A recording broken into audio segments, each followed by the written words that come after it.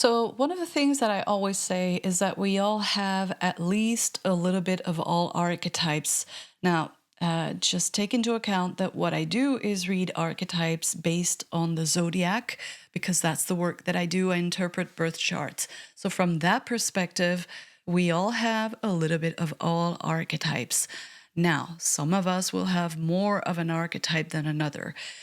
When I create videos and I try to talk about archetypes and to show you how you can recognize them in your own life and how they work, a lot of people will react and say, well, I'm an Aries or I'm a Taurus. So if I see something about Capricorn, that doesn't apply to me. Actually, that's not true. All of the archetypes will apply to you because they will be activated at some point in your life, some more than others. The sun is just one tiny point. I mean, it has a huge importance in your life, of course, but you're going to have all of the other planets and they're going to have an impact on you. They will carry the energy of all of the archetypes. So it is relevant to you in any way. So whatever you see that refers to an archetype and you're thinking it doesn't apply to you because it's not your sun sign, try to not think in that way.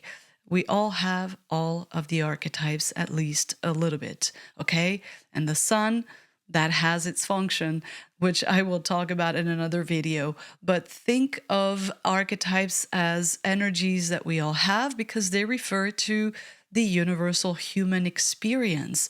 So if you understand it and think about it that way, we all have to go through things. We all have issues about family dynamics, relationships, our own potential, society, all of those things. We all have to deal with desires.